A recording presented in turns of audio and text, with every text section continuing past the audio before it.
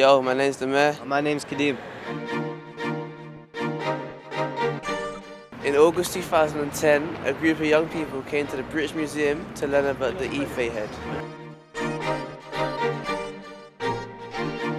Chris and Julie were introducing where the Ife head was from and different parts of Africa. Like, Africa's not just Nigeria and Ghana, it's like Madagascar, Sierra Leone, every different part.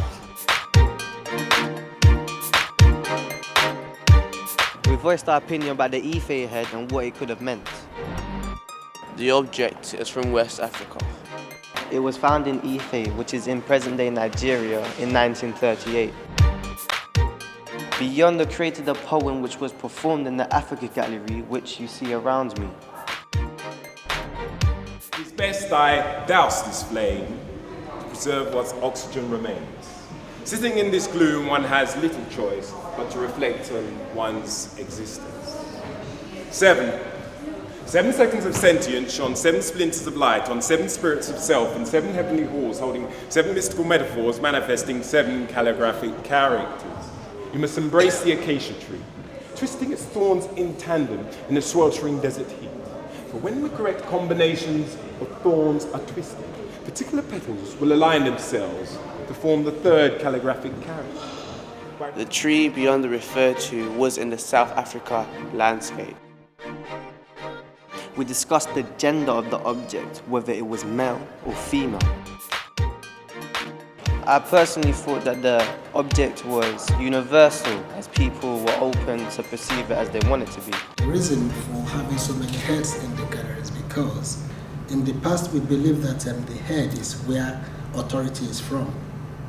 We call authority Ashe in the Yoruba language, Ashe, and they believe that it is from the head. That is why the head is always, what people respect. The shout-out was where we voiced our opinion to see if they changed throughout the project.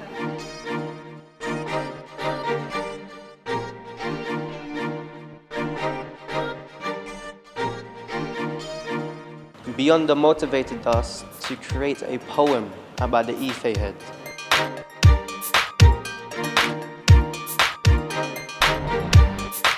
The head sparked a debate within the group about its meaning. The reason I think it's important is because it shows the level of craftsmanship of Africans of that period in a society where Africans are depicted very much in a negative fashion. So it shows the wider world some of their ability and some of the skills that they were utilizing that long ago. In Africa, in the medieval time, they don't go to church. They go to these areas to worship. I'm saying no because me personally, I'm a Christian. I believe you don't worship idols. That's why I'm saying I don't think it's religious because you just don't do it. If you want to pray for a baby, you pray to God.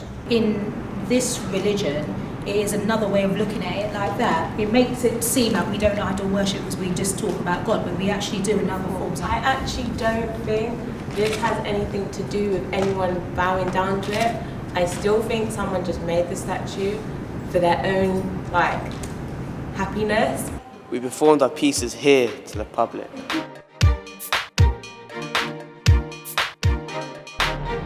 You think you know, but you don't know nothing, you muffin.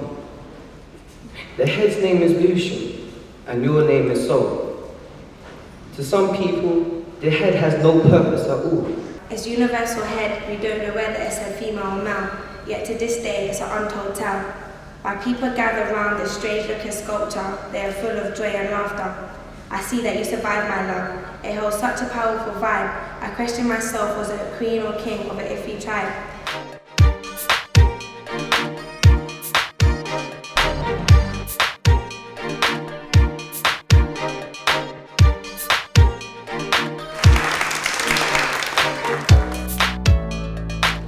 The debate continued and touched on the head's history and the history of the museum itself. If there was a bit of my history there and someone took it to another place, I would be kind of vexed. Why are you taking that for? That's mine. It's to do something with me, innit? This is a British museum, right? Science museum. You don't see nothing about history in a science museum. Take museum, you don't see nothing about maths in the Tate Museum. Like, if it was going to be called a British museum, then it shouldn't have like all to do with Britain.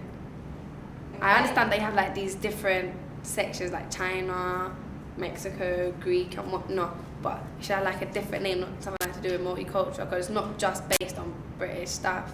I'm not saying it shouldn't be here, but we're saying it's not a British museum. You can't call It is it a that. British museum. You but can't this call thing- it that because it's got everything else. What the British Museum was like, what Britain has seen, and what things they have collected over the years. I think the name is just a name, and it is a national gallery, and I think it's the first national gallery in the world. So that means you could go to other countries and see theirs, and then you'll see the influences they had in the world and other influences on them.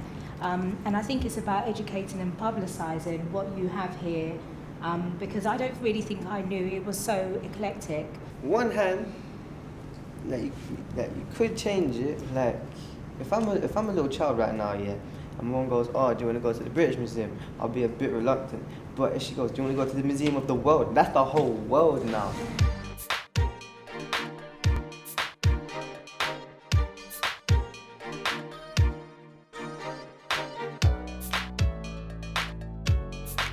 Ife head speaks to all. I let the Ife head speak to you. You could see how close everyone had gotten to the object.